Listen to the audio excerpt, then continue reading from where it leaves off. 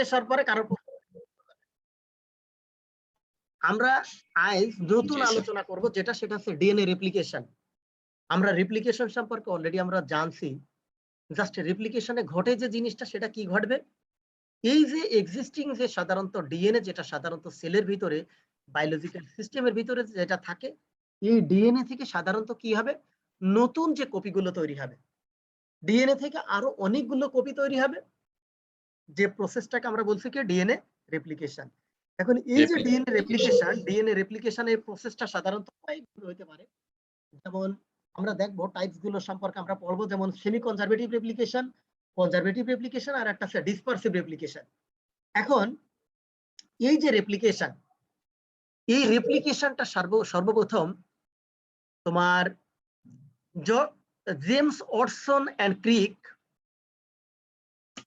1953 সালে তারা সর্বপ্রথম এই ডিএনএ রেপ্লিকেশন সম্পর্কে ধারণা দেয়। কিন্তু ধারণা দেওয়ার সময় তারা প্রথমে যে বিষয়টা নিয়ে আলোচনা করে DNA double helix model, DNA দ্বিসূত্রিক মডেল বলি আমরা যেটা, এই ডিএনএ ডাবল হেলিক্স মডেল সম্পর্কে তারা আলোচনা করতে গিয়ে তারা তোমার ডিএনএ রেপ্লিকেশন সম্পর্কে তারা কি করে ধারণা দেয়, দিয়ে তারা বলে কি এই ডিএনএ রেপ্লিকেশনটা সাধারণত কয়েক ভাবে হতে পারে।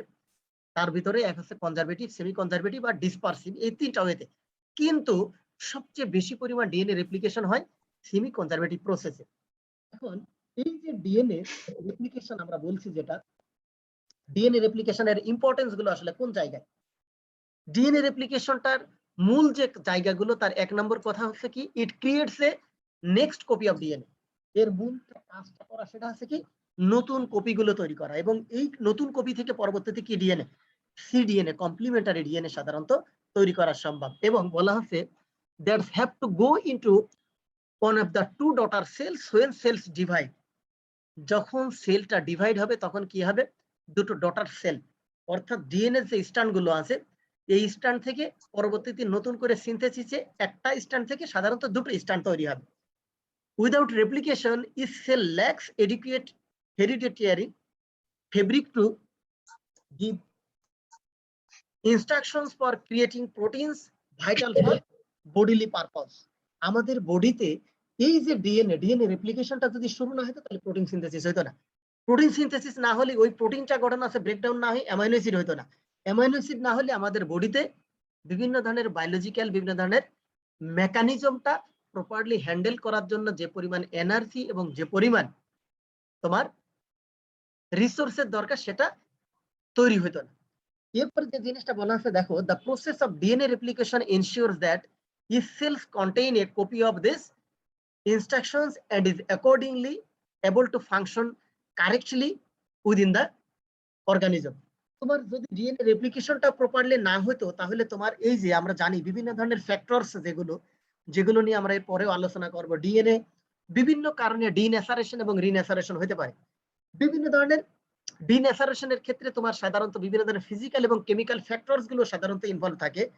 যেমন বিভিন্ন ফ্যাক্টরস গুলোর মধ্যে যেমন সাধারণত ইউভি রে, এক্স রে, গামা রে, রেডিয়েশন আছে, টেম্পারেচার আছে, বিভিন্ন কারণে অনেক সময় আমাদের বডির যে এক্সিস্টিং ডিএনএটা আছে এটা সাধারণত ডিনেচার হতে পারে, ডিএনএ ড্যামেজ হয়ে যেতে পারে। এখন এই ডিএনএ ড্যামেজটা সাধারণত যে টেম্পারেচারে সাধারণত শুরুতে ডিএনএটা সাধারণত ডিনেচার, এটাকে আমরা বলি মেল্টিং টেম্পারেচার, শর্টে বলে টিএম, মেল্টিং টেম্পারেচার। এখন এই যে ডিএনএটা ডিনেচার হলো, কিন্তু এই ডিএনএটা আবার যদি গঠন আছে রিনেচার না হয় তাহলে কি হবে, তাহলে তো তোমার ডিএনএটা ড্যামেজ হয়ে যাবে, নষ্ট হয়ে গেলে কি জেনেটিক অ্যাবনরমালিটিস ঘটবে। এখন ডিএনএ রেপ্লিকেশনের মাধ্যমে রিপেয়ারটাও সাধারণত একটা নরমাল প্রসেসে সাধারণত শুরু হয়, আবার নতুন স্ট্র্যান্ডটাও সাধারণত তৈরি হয়। এরপরে যে জিনিসটা বলা আছে at the most basic level, the purpose of this process is to duplicate the DNA within is cells during every cycles of the cell division. এই সেল ডিভিশনের সাইকেলগুলোর মধ্যেও তোমার এই ডিএনএ রেপ্লিকেশন ডুপ্লিকেশন যদি প্রপারলি না হইতো তাহলে সেল ডিভিশন বা সেল সাইকেলটাও তোমার কি প্রপারে হইতো না, যার কারণে তোমার সেল সাইকেলে যে মাইটোসিস সেল ডিভিশন বলো, তোমার ডিএনএ সিনথেসিস বলো, এটা খুবই essential for a living system. এর নিচে অলরেডি আমরা যেটা বলছি modes of DNA replication, DNA রেপ্লিকেশনটা সাধারণত তিনটা ভাবে হয়।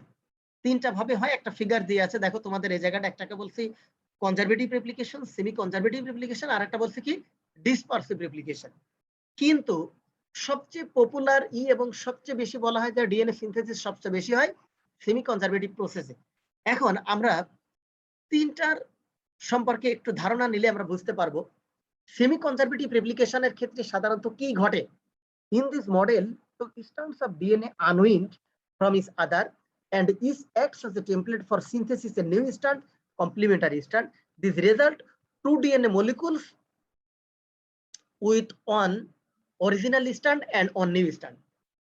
সেমি কনজারভেটিভ কে বলা হচ্ছে যে সবচেয়ে বেশি ডিএনএ সিনথেসিস হয়, কারণ আপনারা ফিগারে দেখেন এই জায়গাটায় যে জিনিসটা ঘটবে, মূল স্ট্যান্ড আমরা জানি একটা ডিএনএ দুটো স্ট্যান্ড থাকে, অর্থাৎ ডিএনএ দুই সাইডে দুটো স্ট্যান্ড থাকবে, যেটাকে বলা হয় ডাবল হেলিক্সে বলতে যে দুটো সূত্র থাকে। এই সূত্রগুলো সাধারণত তোমার গঠিত হবে তিনটা জিনিস দ্বারা। সূত্রগুলো গঠিত হবে, তার একটাকে বলছি আমরা কি তোমার নাইট্রোজেন, তোমার প্রথমে যে জিনিসটা থাকবে সেটাকে বলছি আমরা তোমার 5 কার্বন সুগার, অর্থাৎ ডিঅক্সি রাইবোজ। ডিএনএ এর মধ্যে যে সুগার থাকে তাকে আমরা বলছি ডিঅক্সি রাইবোজ। আর আরএনএ এর ভিতরে যেটা থাকে তাকে বলছে কি রাইবোজ, শুধু রাইবোজ। এখন এই যে 5 কার্বন সুগার থাকে আর নাইট্রোজেন বেস থাকে, চারটা নাইট্রোজেন বেস থাকবে, অ্যাডেনিন, গুয়ানিন, সাইটোসিন আর থাইমিন। আর আরেকটা জিনিস থাকে যেটাকে আমরা বলছি ইনঅর্গানিক ফসফেট। এই তিনটা জিনিস দ্বারা, এই তিনটা জিনিসকে আমরা একত্রে বলছি কি নিউক্লিওটাইড। এই নিউক্লিওটাইডের যে পলিমার গুলো, এগুলো সাধারণত কি হবে, এই যে তোমার এক হচ্ছে যে 5 কার্বন সুগার এবং নাইট্রোজেনিয়াস বেস এবং ইনঅর্গানিক ফসফেট, এটা সাধারণত একটা স্ট্যান্ডকে আরেকটা স্ট্যান্ডের সাথে সাধারণত বন্ড দ্বারা সাধারণত কি করে, বন্ধনী দ্বারা আবদ্ধ রাখে। যে বন্ধনী দ্বারা আবদ্ধ রাখে তাকে আমরা বলছি কি, এক হচ্ছে হাইড্রোজেন বন্ড, আরেকটা কি বলছি, আরেকটা বলছে ফসফোডাইএস্টার বন্ড। এই দুই বন্ড দ্বারা একটা স্ট্যান্ড আরেকটা স্ট্যান্ডের সাথে সাধারণত লেগে থাকে। কিন্তু যখন তোমার কি হবে সিনথেসিস হবে, তখন কি হবে, স্ট্যান্ডের মুখটা খুলে যায়। আমরা ফিগারে পরবর্তীতে দেখবো, এবং ফিগারে আমি অলরেডি এই জায়গাটায় আপনাদের দেখাবো যে ফিগারে তোমার যে জিনিসটা ঘটে, সাধারণত স্ট্যান্ডের প্রথমে পেজটা খুলে যাবে, পেজটা খুলে যে ওই জায়গায় আবার নতুন আরেকটা স্ট্যান্ড সিনথেসিস হবে। লিডিং স্ট্যান্ড বলা হয়, ল্যাগিং স্ট্যান্ড বলা হয়, ঠিক আছে। এবং ওই জায়গায় শুরুতে কিছু ফ্র্যাগমেন্ট আসবে যেটাকে বলি আমরা অকাজাকি ফ্র্যাগমেন্ট, এসে ও নতুন আরেকটা স্ট্যান্ড সিনথেসিস হবে, হয়ে নিয়ে দুটো ইন্ডিভিজুয়াল ডিএনএ স্ট্যান্ড তৈরি করবে, ডটার সেল তৈরি করবে। তো এই জিনিসটা তোমার সাধারণত বলা হচ্ছে সেমি কনজারভেটিভের ভিতরে এই প্রসেসটাতে সবচেয়ে বেশি হয়। আর কনজারভেটিভ প্রসেস আমরা যেটা বলছি, in this model the DNA replicates result in one DNA molecule that consists of both original DNA strands and another molecule that consists of two new strands. এই জায়গাটায় যে জিনিসটা ঘটবে দেখো, এই জায়গাটায় যে বলতেছে কি, তোমার একদিকে তোমার ই স্ট্যান্ড, মাদার স্ট্যান্ড থাকবে একদিকে, আর একদিকে ডট ই স্ট্যান্ড থাকবে। নতুন স্ট্যান্ড সিনথেসিসে আসবে, পরবর্তীতে কি করবে, এইটা থেকেই তোমার একদিকে তোমার সরাসরি গঠন আছে যে মাদার স্ট্যান্ড চলে যাবে, আর একদিকে ডটার স্ট্যান্ড যাবে। এই প্রসেসটাকে বলা হচ্ছে কনজারভেটিভ। আর ডিসপারসিভের ক্ষেত্রে যে জিনিসটা বলা হচ্ছে, in the ডিসপারসিভ model DNA replication results in two DNA molecules that are mix or hybrid of partial and daughter DNA. In this model is individual strands in a patchwork of original and new strand. এই জায়গাটায় যে জিনিসটা ঘটবে, তোমার নতুন যে stand synthesis হচ্ছে এবং মাদার স্ট্যান্ড যেটা, এটা মানে রিপিটিটিভ আকারে থাকবে।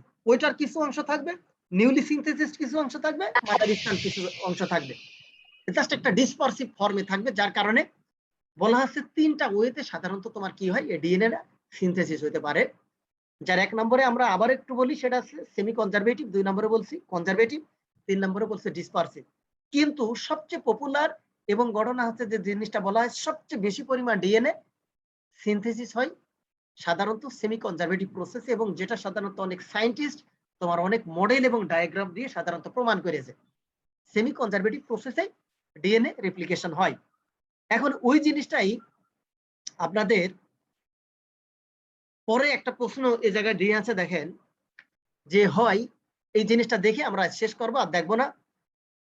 হয় DNA replication is semi conservative. DNA রেপ্লিকেশনটাকে আসলে কেন আমরা সেমি কনজারভেটিভ প্রসেসে বলছি, কেন আমরা ধরে নিচ্ছি যে ডিএনএ রেপ্লিকেশনটা সেমি কনজারভেটিভ প্রসেসেই হয়। এখন এই জায়গাটা যে জিনিসটা বলা আছে, the DNA replication is said to be semi-conservative because of this process of replication where the resulting double helix is composed of both an old strand and a new strand.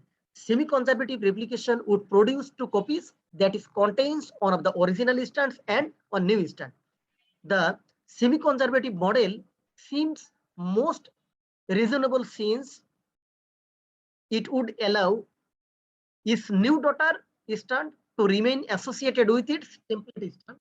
পরবর্তীতে যে জিনিসটা দুইজন সায়েন্টিস্ট, একজনের নাম আছে missile আর একজন stall, ওনারা প্রমাণ করে that the semi-conservative model of DNA replication was correct. The following figures illustrate the Michelson and Stall experiment with demonstrated the correctness of the semi-conservative model of DNA. অর্থাৎ এই যে ফিগার আমি আপনাদেরকে already বললাম, double helix model থেকে শুরুতে যে কাজটা আছে, তোমার যে কাজটা হবে কি, প্রথমে পেঁয়াজটা হেলিক্সের পেঁয়াজটা শুরুতে একটু খুলবে, খোলার পরে এই জায়গায় কি হবে, সিঙ্গেল স্ট্যান্ডার্ড বাইন্ডিং কিছু প্রোটিন প্রথমে এসে বাইন্ড করবে। পরবর্তীতে এই জায়গায় এই প্রোটিন থেকে এক পর্যায়ে কি হবে, অকাজাকি ফ্র্যাগমেন্ট গঠন আছে তোমার কি হবে, প্রথমে শর্ট টাইপের একটা ফ্র্যাগমেন্ট সাধারণত ক্রিয়েট হবে, যেটাকে বলছে অকাজাকি ফ্র্যাগমেন্ট। পরবর্তী স্টেপে অকাজাকি ফ্র্যাগমেন্ট গুলো কয়েকটা আবার একত্রিত হয়ে তোমার একটা একটু লং একটা স্ট্যান্ড তৈরি করবে, যেটাকে বলতেছি আমরা ল্যাগিং স্ট্যান্ড।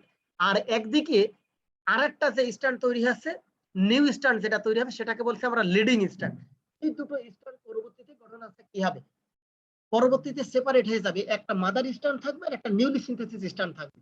দুই দিকেই একইভাবে একটা মাদার স্ট্যান্ড সাথে একটা নিউলি সিনথেসিস স্ট্যান্ড হয়ে নিয়ে সাধারণত নতুন ডিএনএ তৈরি হবে।